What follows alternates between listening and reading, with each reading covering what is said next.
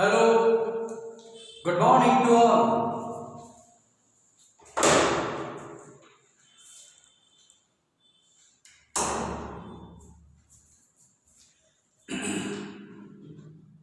Welcome, all of you, for today's new chapter named conjunction. આજે આપણે ગ્રામરનું અતિ મહત્વનું એવું કંજક્શન નામનું ચેપ્ટર ભણીશું. તમે જાણો છો કે આ ચેપ્ટરના 80 ગુણના આપણા પેપરમાં ઘણા બધા પ્રશ્નો આવવાના છે. Join the sentences, complete the sentence, dialogue delivery etcetera. એટલે આપણે એને ખૂબ ધ્યાનથી એટેન્ટિવલી શીખીશું અને ક્લાસ નોટ પણ તમે ખૂબ જ પરફેક્ટલી બનાવજો. ઓકે, તો પહેલા આપણે તમામ કામ બાજુએ મૂકી ધ્યાનથી કંજક્શન વિશે માહિતી મેળવી લઈએ. Let's start. કંજક્શન નું બીજું નામ છે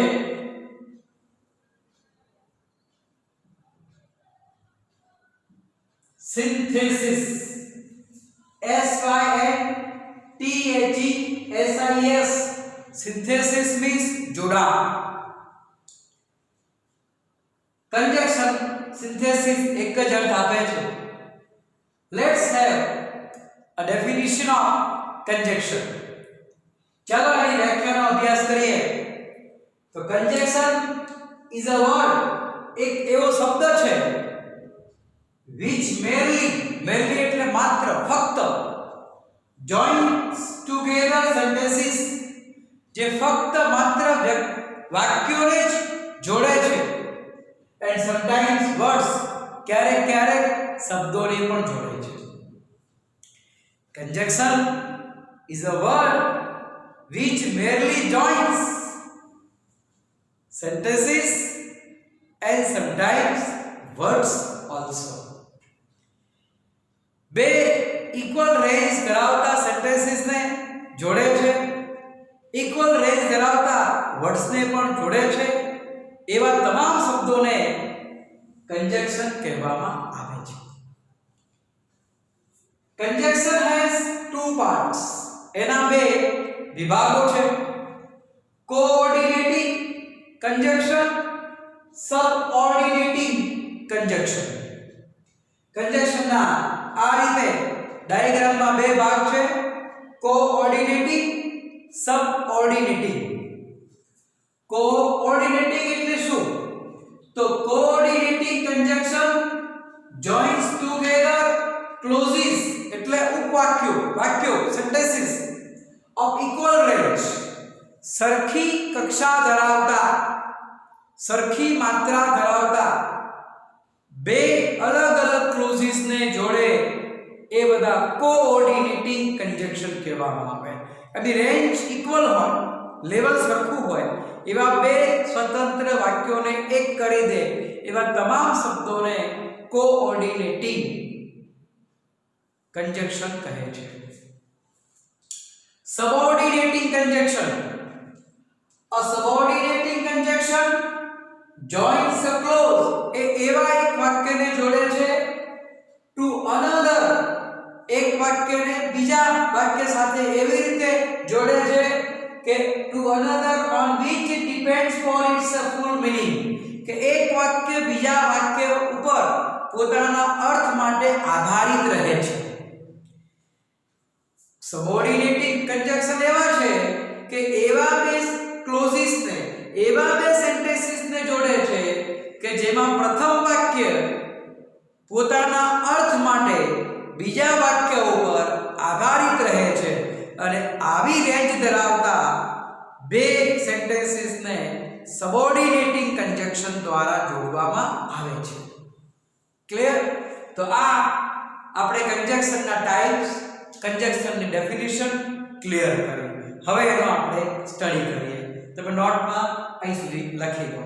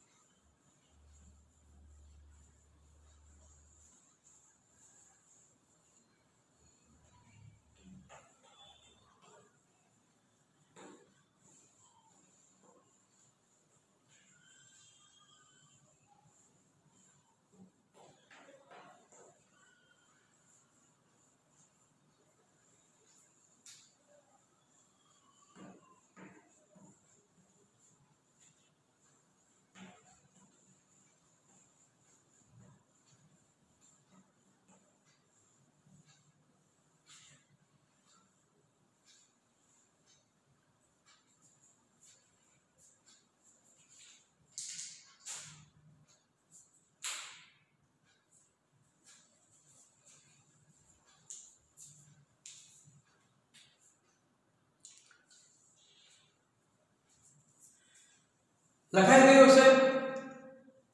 ચલો હવે આપણે આગળ કંજક્શનનો અભ્યાસ કરીએ.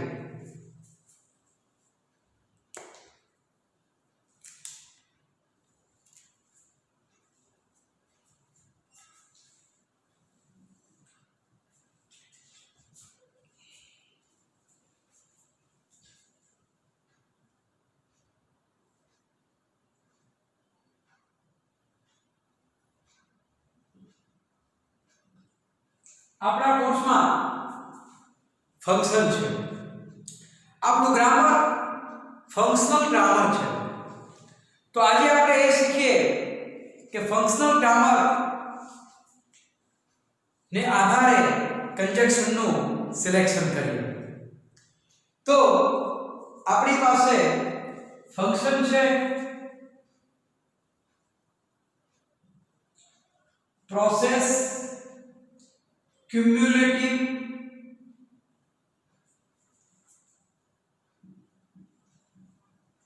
અને કોપ્યુલેટિવ.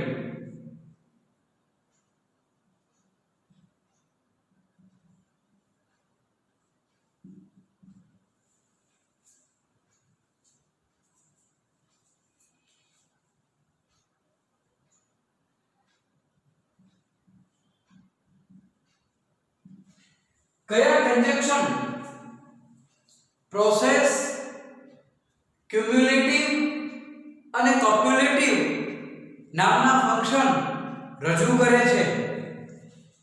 તો પહેલું નામ છે and as well as. હવે આપણે શીખીએ એવા કયા કંજક્શન છે કે જે ફંક્શન તરીકે આપણને પ્રોસેસ એટલે કે આગળની પ્રક્રિયા, ક્યુમ્યુલેટિવ, કોપ્યુલેટિવ એ પ્રોસેસનો જ ભાગ છે, એ પ્રોસેસના અન્ય ફંક્શન તરીકેના નામ છે. ધ્યાન રાખવાનું કે પ્રોસેસ, ક્યુમ્યુલેટિવ, કોપ્યુલેટિવ ત્રણે એક જ નામ છે. અર્થ ફંક્શનલ ગ્રામર તરીકે એક જ થાય છે. કોઈ પણ પ્રક્રિયાને આગળ ધપાવવી એટલે પ્રોસેસ, ક્યુમ્યુલેટિવ અને બેટા કોપ્યુલેટિવ.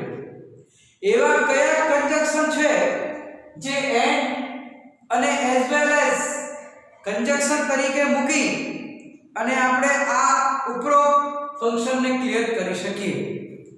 તો હવે એના એક્ઝામ્પલ સ્ટડી કરીએ, આપણને ખ્યાલ આવશે.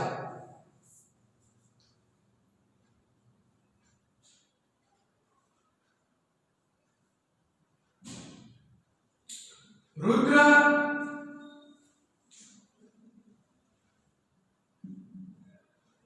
put on school dress.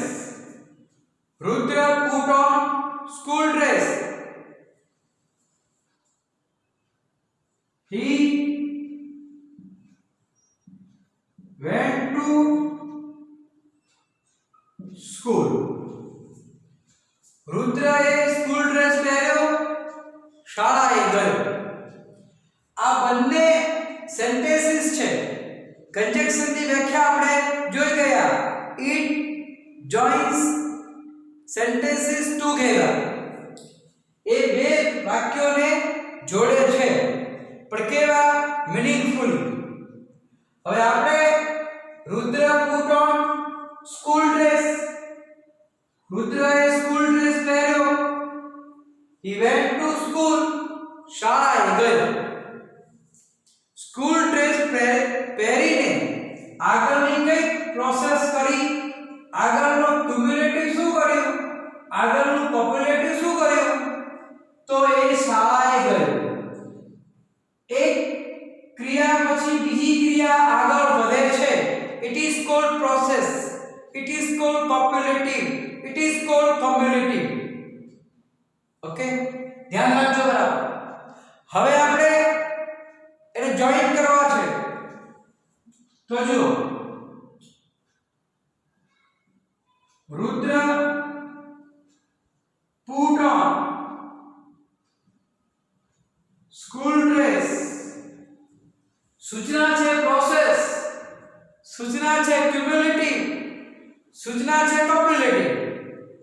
આ સૂચનામાં તમારું કંજક્શન એન્ડ આવે, આ તમારે યાદ રાખવાનું. એન્ડ સમાન કરતા દૂર કરવામાં આવે, હીને દૂર કરી દો એટલે નીકળી જશે. જોઈ લો એટલે સીધી જ પ્રોસેસ આવશે. જોઈ લો છે ને બેટા, describing process, describing copulative, describing cumulative. Ready? And went to school.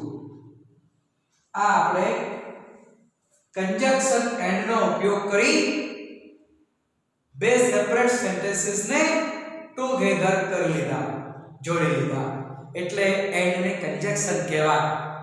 Okay? અને તમે જે કાર્ય કર્યું એને ડિસ્ક્રાઇબિંગ પ્રોસેસ, ક્યુમ્યુલેટિવ અને કોપ્યુલેટિવ કહેવાય. ઓકે?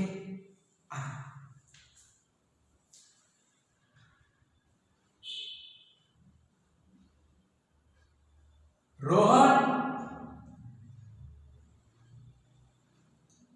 રીડ્સ વેલ. રોહન સરસ વાંચે છે.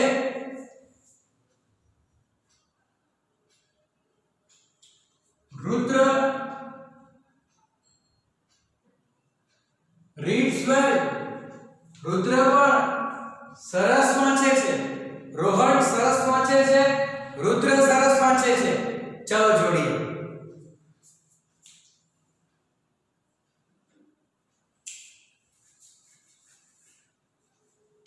પ્રોસેસ કરીએ. રોહન એક નામ છે, ક્યારેક શબ્દોને પણ જોડે એવું આપણે વ્યાખ્યામાં સ્પષ્ટ કરેલું છે. રોહન એન્ડ બીજું નામ રુદ્ર. હવે અહીંયા પ્રોસેસને આગળ લખતા ફેરફાર થાય, રીડ. આ તમારે ધ્યાન ઉપર રાખવાનું કે રોહન એન્ડ રુદ્ર રીડ વેલ. રોહન અને રુદ્ર સરસ વાંચે છે. ક્લિયર? આ વાક્યમાં એઝ વેલ એઝ નો પણ ઉપયોગ તમને કદાચ પૂછવામાં આવી શકે છે અથવા કરેક્ટ ધ પાર્ટ્સ માં આવી શકે છે. Rohan as well as Rudra. Now your conjunction is as well as Rudra. ધ્યાન રાખજો. તો હવે પ્રોસેસમાં રીડ્સ આવશે. આ ડિફરન્સ વિદ્યાર્થીએ યાદ રાખવાનો છે.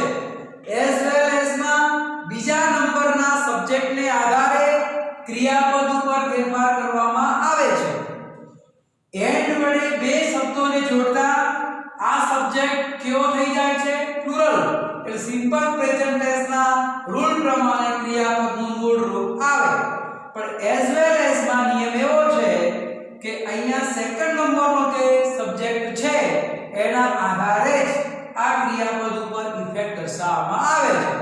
જો આ કેવો હોય પ્લુરલ તો અહીંયા મૂળ રૂપ લખાય. આ થર્ડ પર્સન સિંગ્યુલર છે તો અહીંયા રીડ્સ લખાય. ઓકે? તો રોહન એઝ વેલ એઝ રુદ્ર રીડ્સ વેલ. આને સ્પેશિયલ ટિક માર્ક કરીને પરીક્ષામાં વધારે વાંચવું, કેમ કે આ પ્રકારના શબ્દોમાં અહીંયા શું લખશે? એન્ડ. અને તમને કહેશે કે ખોટો ભાગ સુધારો, તો ધ્યાન રાખવાનું રીડ્સ હોય તો એન્ડ ના આવે, એઝ વેલ એઝ આવે.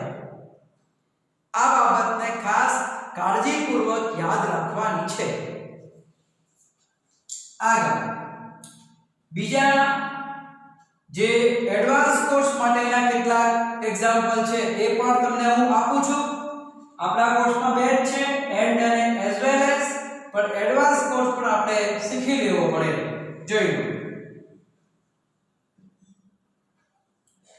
not only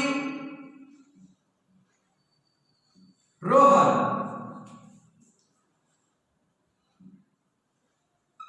but also Rudra reads well. અહીંયા કોનો ઉપયોગ કર્યો? not only but also. એ પણ એક પ્રોસેસનો ભાગ છે, પણ આપણો કોર્સ અહીં સુધી છે. આ જરા ધ્યાન ઉપર રાખવાનું. રીડ્સ આવે આના જેવો અર્થ આપે છે, એટલે સેકન્ડ નંબરના સબ્જેક્ટ ઉપર આધારિત છે. એટલે આગળ both Rohan and Rudra read well. Both અને and રોહન અને રુદ્રને જોડે છે. તો both Rohan and Rudra read well. બંનેનો આ રીતે ઉપયોગ કરવાનો. both dot dot and, not only dot dot but also, as well as and. આ બધાની એક પ્રોસેસ છે. તમારે ધ્યાન રાખવાનું, બધાના ફંક્શન તરીકે જવાબ લખવાનો આવે તો ડિસ્ક્રાઇબિંગ પ્રોસેસ, ક્યુમ્યુલેટિવ ઓર કોપ્યુલેટિવ લખા, અથવા આ સૂચના માટે and અથવા as well as કન્જક્શન નો આપણે ઉપયોગ કરવાનો. છેલ્લા બે એક્ઝામ્પલ છે એ તમારા એડવાન્સ કોર્સના છે, એ ધ્યાન ઉપર રાખવાનું. both and લખો તો કેવું થઈ જાય? પ્લુરલ, તો મૂળ રૂપ આવે. not only Rohan but also Rudra, એમાં સેકન્ડ નંબરના સબ્જેક્ટને આધારે થર્ડ પર્સન સિંગ્યુલર છે, રીડ્સ આવશે. આ બધી સૂચનાઓ એક્ઝામ્પલ્સ કેરફુલી વાંચીને તૈયાર રાખવાના. પરીક્ષા માટે ઘણા કામમાં આવશે. લખી પછી આપણે આગળ જઈએ.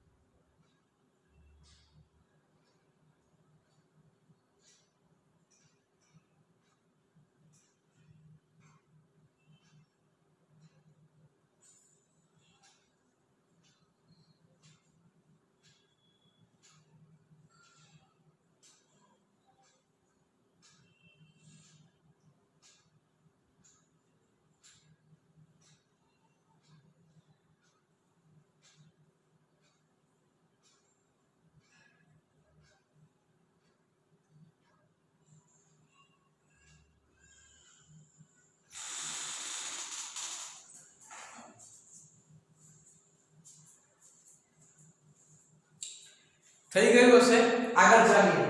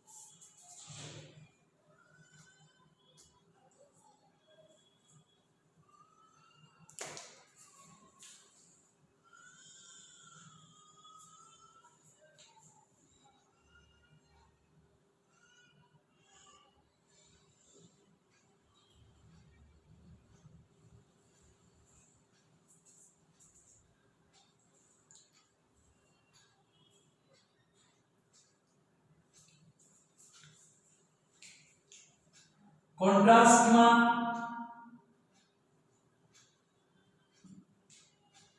પછી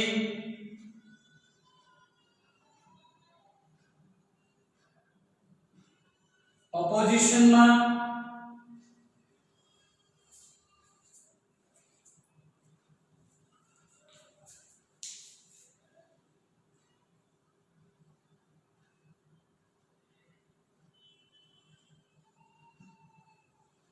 એડવર્સિટી.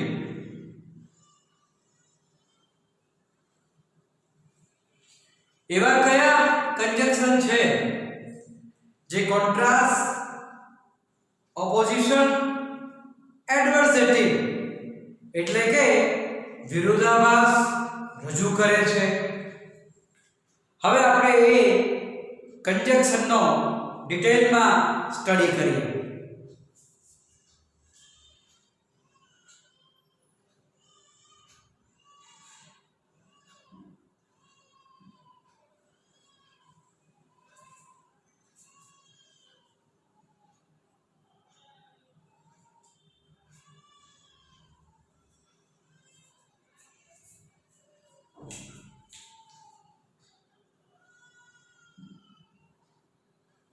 दो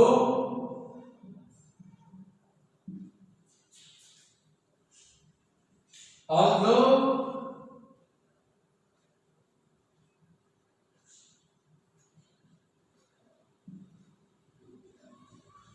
even though even if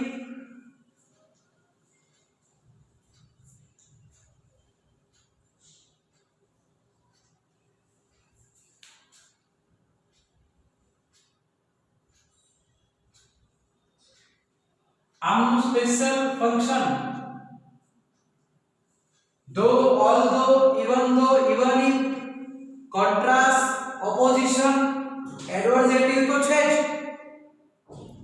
સાથે એમનું બીજું ફંક્શન છે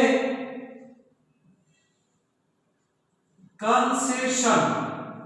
આ જરા પરીક્ષા માટે ખાસ ધ્યાન ઉપર રાખવું કે જે કંજક્શન દો, ઓલ્ધો, ઇવન દો, ઇવન ઇફ છે અથવા જેના વડે આ સેન્ટેન્સની શરૂઆત થાય છે એના ફંક્શનને સ્પેશિયલી કન્સેશન CONCESSION કહે છે. ઉપરનો ભાગ તો છે જ આ કંજક્શન દ્વારા કોન્ટ્રાસ્ટ, ઓપોઝિશન, એડવર્સેટિવ તો દર્શાવે જ છે, પણ એની સાથે સ્પેશિયલ પરીક્ષામાં પૂછી શકાય તો એ કન્સેશન નું પણ તમારે ધ્યાન રાખવાનું છે. બરાબર? અને એની સાથે બીજો ભાગ જોડાયેલો છે but, yet અને still. yet, but અને still આ ત્રણ એમાં જોડાયેલા છે એટલે આનો જે ભાગ છે એ ફંક્શન તરીકે યાદ રાખવાનો કયો છે ઉપર મુજબ અને આટલાનો જે ભાગ છે એ કન્સેશન ઉપરાંત આ પણ એમના ફંક્શન જરૂર છે અને yet but still પણ કોન્ટ્રાસ્ટ ઓપોઝિશન એડવર્સેટિવ નામના ફંક્શન ધરાવે છે ઓકે એટલી તમે કાળજી રાખજો હવે એના એક્ઝામ્પલ આપણે જોઈએ કે કઈ રીતે કોન્ટ્રાસ્ટ ઓપોઝિશન એડવર્સેટિવ કે કન્સેશન રહેલું છે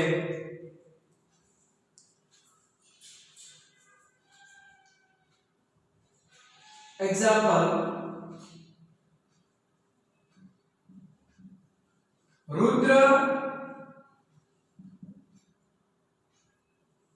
put on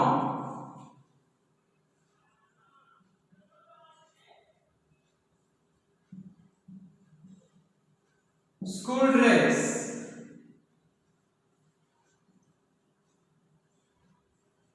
he went to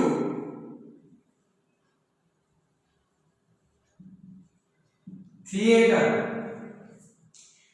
theatre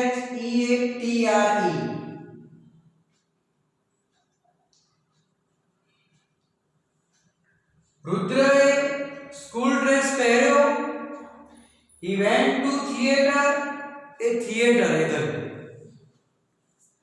આ બાબત આપણે ધ્યાન ઉપર રાખવાની કે આવા બે ડિફરન્ટ સેન્ટેન્સીસ ને કંજક્શન વડે જોડવામાં તો આવે છે પણ એ કંજક્શન કયા સિલેક્શન કરવું હોય તો શું કરી શકાય પરીક્ષામાં સૂચના મળશે કે describing contrast describing opposition describing adversity okay આ સૂચના યાદ રાખજો બેટા તો તમને but yet still નો ઉપયોગ કરવાની ખબર પડશે ભૂલ ના કરતા હો ને જો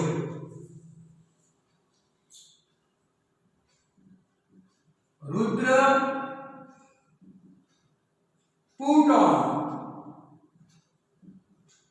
school dress હવે but yet અથવા still ત્રણમાંથી કોઈ એક you are free to use you can use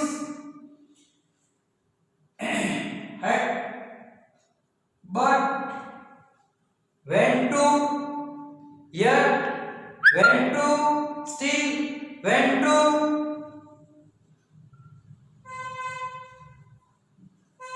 theater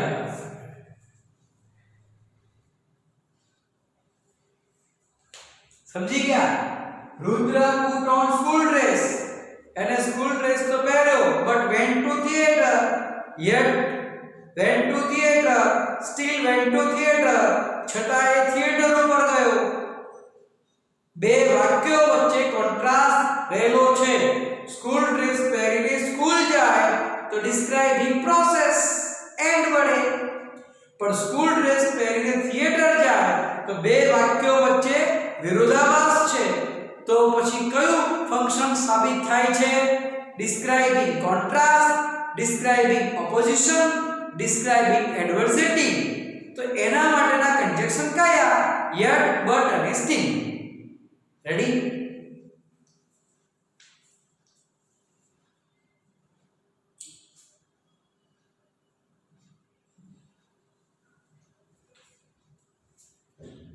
people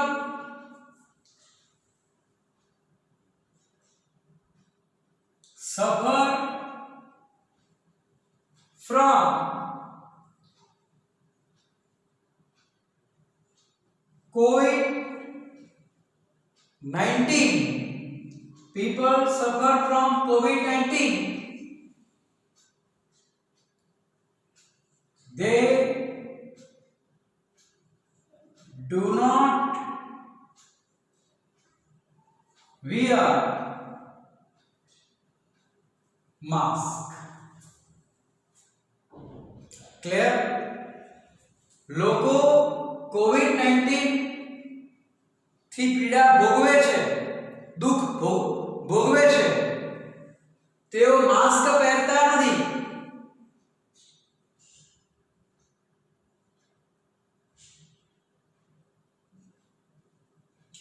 આ સેન્ટેન્સ નંબર 1 સેન્ટેન્સ નંબર 2 બંનેને જોડશે એનું નામ conjunction.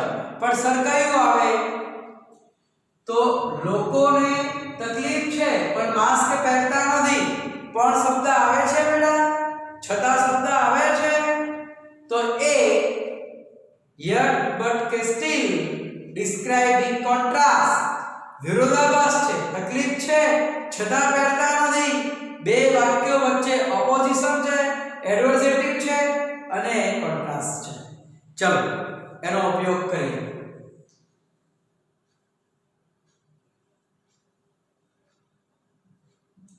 People suffer from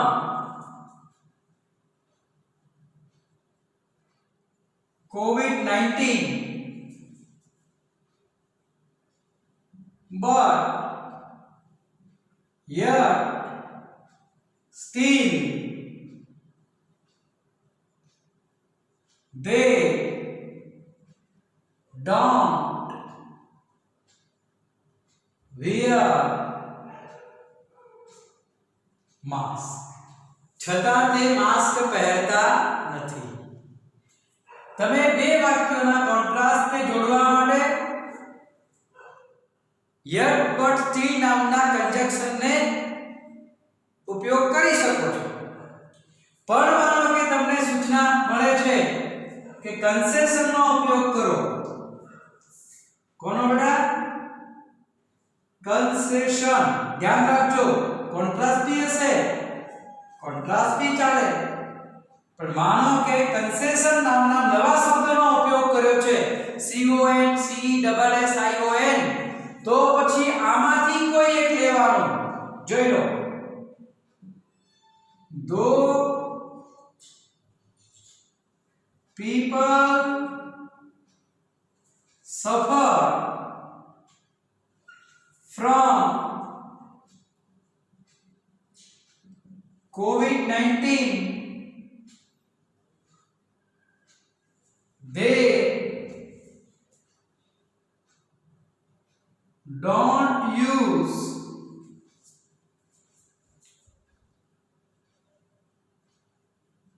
mask. જો કે લોકો COVID-19 ની પીડા ભોગવે છે, તકલીફ ભોગવે છે પણ માસ્ક પહેરતા નથી.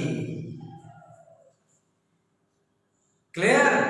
આ બાબતને ગંભીરતાપૂર્વક શીખવાની છે. કઈ સૂચનામાં? કન્સેશનમાં. સમજી ગયા બરાબર? રેડી? ચલો આગળ વધીએ.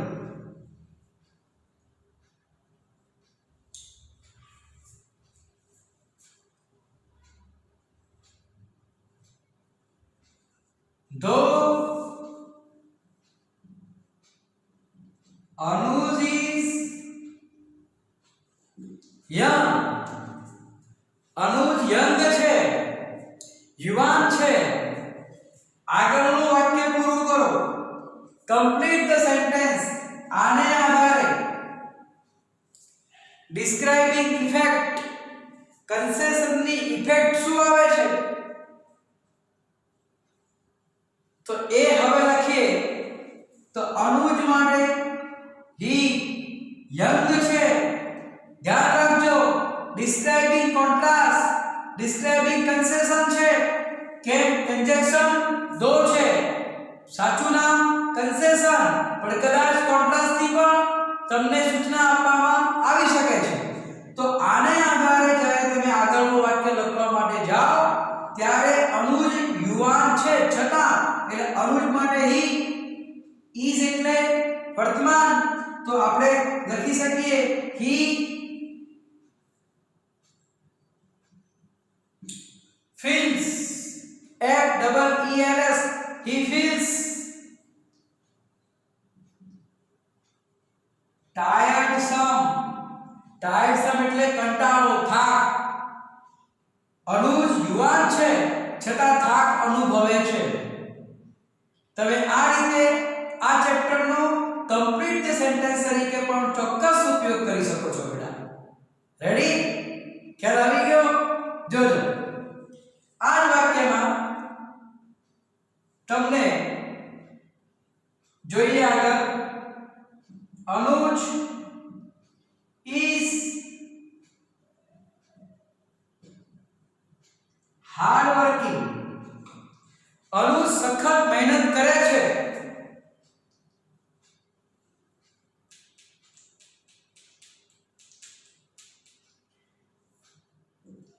Complete the sentence. કયું કાર્ય? કોન્ટ્રાસ્ટ, ઓપોઝિશન અથવા એડવર્સેટિવ. ધ્યાન રાખજો હો ને. આવી તમને ઇન્સ્ટ્રક્શન આપશે કે આગળના સેન્ટેન્સને કોન્ટ્રાસ્ટ, ઓપોઝિશન કે એડવર્સેટિવના ફંક્શનનો ઉપયોગ કરીને પૂરું કરો. તો અનુજ ઇઝ હાર્ડ વર્કિંગ, તો તરત જ આપણે શું લખીએ? બટ, યટ કે સ્ટીલ. સ્ટીલ અનુજ માટે he gets કેમ?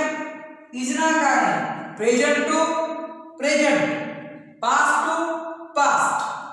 he gets less marks. એના માર્ક્સ ઓછા આવે છે. રેડી? બેટા ખ્યાલ આવી ગયો બરાબર? કમ્પ્લીટ. તો આ તમે ફંક્શન સાથે કમ્પ્લીટ ધ સેન્ટેન્સ ને પણ જવાબ તરીકે લખી શકો છો. ઓકે? તો ફરી એકવાર કયા કન્જક્શન છે જે કોન્ટ્રાસ્ટ, ઓપોઝિશન, એડવર્સેટિવ બતાવે છે? યટ, બટ અને સ્ટીલ. આ ઉપરાંત ધો, ઓલ્ધો, ઇવન ધો, ઇવન ઇફ નો પણ ઉપયોગ કરી શકાય. એવા બીજા કયા કન્જક્શન છે જે કન્સેશન નામનું ફંક્શન ક્લિયર કરે છે? તો એ ધો, ઓલ્ધો, ઇવન ધો, ઇવન ઇફ નો ઉપયોગ કરી શકાય. બે વાક્યોને જોડવા માટે તેમજ કમ્પ્લીટ ધ સેન્ટેન્સ તરીકે પણ તમે આ ફંક્શનને ધ્યાનમાં રાખીને જવાબ લખી શકો છો. ઓકે? તો હજુ આપણે પ્રોસેસ અને કોન્ટ્રાસ્ટની મિક્સ એક્સરસાઇઝ સાથે હવે કરીશું. બે ભાગ આપણા ચાલી ગયા, પ્રોસેસ અને કોન્ટ્રાસ્ટ. એની સાથેની એક્સરસાઇઝ આપણે કરીશું જેમાં બે સેન્ટેન્સીસને જોડીશું અને કમ્પ્લીટ ધ સેન્ટેન્સ પણ ક્લિયર કરીશું. એટલે આપણને ખ્યાલ આવે કે પ્રોસેસ કઈ રીતે સમજવી અને કોન્ટ્રાસ્ટ કઈ રીતે સમજવું. હાલ પૂરતું તમે આટલી નોટ ડાઉન કરી લો. કાલે બેસો ત્યારે વાંચવા માટે, કાલે સ્ટડી કરવા માટે બેસો ત્યારે આ બંને જે નોટ તમે લખી છે એ બરાબર ધ્યાનથી વાંચીને બેસજો. કાલે આપણે બંને ફંક્શનની મિક્સ એક્સરસાઇઝ કરવાના છીએ. ઓકે? લખી દો.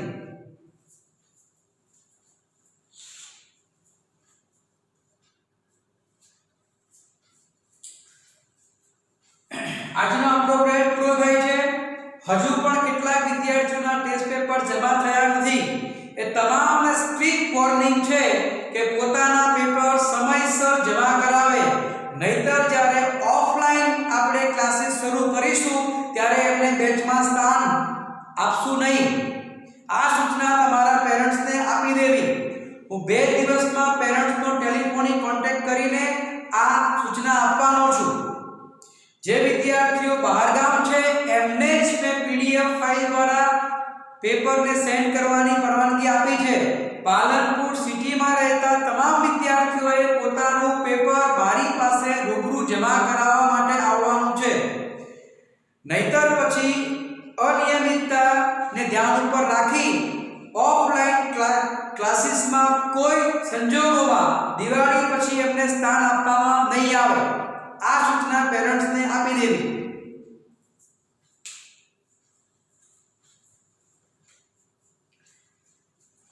આ જરા